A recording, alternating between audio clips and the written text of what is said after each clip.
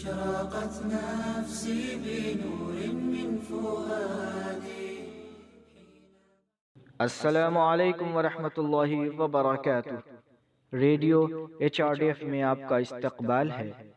مدینہ پہنچنے کے فوراً بعد رسول اللہ صلی اللہ علیہ وسلم نے انصار اور مہاجرین کے درمیان مخلصانہ اخوت قائم کی۔ یہ مشروط تھا کہ تمام سہولیات یکساں طور پہ تقسیم کی جائیں۔ مہاجرین مکہ میں سب کچھ چھوڑ کر 500 کلومیٹر دور مدینہ پہنچے تھے۔ مدینہ کے انصار کے ساتھ نظریاتی تعلقات قائم کرنے کے بعد مہاجرین اپنے رشتہ داروں سے زیادہ پیار اور محبت کے ساتھ رہنے کو تیار تھے۔ انصار بھی مہاجرین سے تعلق قائم کرنے کے لیے تیار تھے۔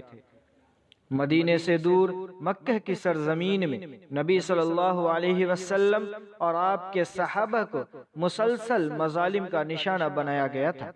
مدینہ میں یہودیوں کو فتح نصیب ہوئی، قبائل آپس میں لڑنے میں مصروف تھے۔ اس سب نے انصار کو پریشانی میں ڈال دیا تھا۔ مومنین کی حفاظت کے انتظامات اور وطن کی آزادی کے لیے وہ ہر چیز قربان کرنے کے لیے تیار تھے۔ انہوں نے مہاجرین کا کھلے دل سے استقبال کیا۔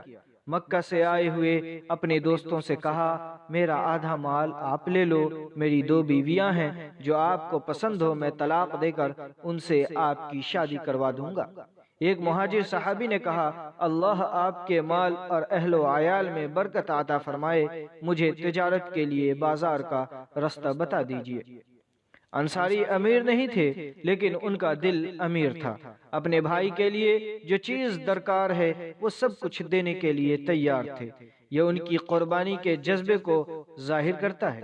در حقیقت جب مہاجرین کو کسی اور کی سخاوت کی ضرورت پڑتی تو وہ انصار کی طرف سے دی جانے والی سہولتوں کو قبول کرنے سے نہیں ہچکچاتے، انہیں پیار سے منع کر دیتے ہیں اور اپنی پیشہ ورانہ مہارت اور جسمانی تندرستی کا استعمال کرتے ہوئے زندگی کا راستہ تلاش کرنے کی کوشش کی۔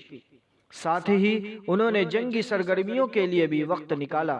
قرآن کریم اس منظر کو اس طرح بیان کرتا ہے، اور جن لوگوں نے ان سے پہلے دار ہجرت میں اور ایمان میں جگہ بنا لی ہے وہ ان سے محبت کرتے ہیں جو ہجرت کر کے ان کے پاس آئے ہیں، اور جو کچھ بھی مہاجرین کو دیا جاتا ہے وہ اس بارے میں اپنے سینوں میں کوئی تنگی نہیں پاتے، اور وہ انہیں اپنے پر ترجیح دیتے ہیں اگرچہ خود ان کو سخت ضرورت ہوتی ہے، اور جسے اس کے دل کے بخل سے بچا لیا گیا تو وہی لوگ فلاح پانے والے ہیں۔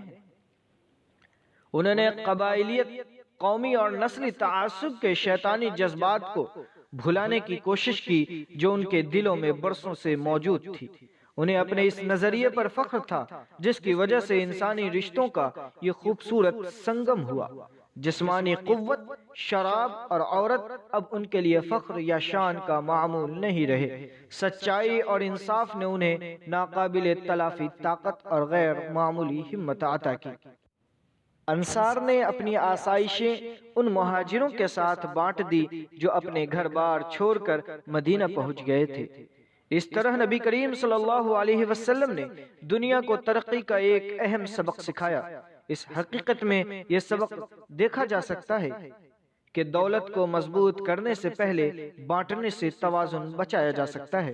یہ اسباق ہمیں سکھاتے ہیں کہ مسلمانوں کو دکھاوے سے گریز کرتے ہوئے اور اپنی سہولتوں میں کٹوتی کرتے ہوئے نئے مسلمان جب بھی اسلام قبول کر رہے ہیں اور معاشرے میں غریبوں، یتیموں اور پناہ گزینوں کی بڑھتی ہوئی تعداد کے تحفظ کے لیے پرعزم ہونے کی ضرورت ہے۔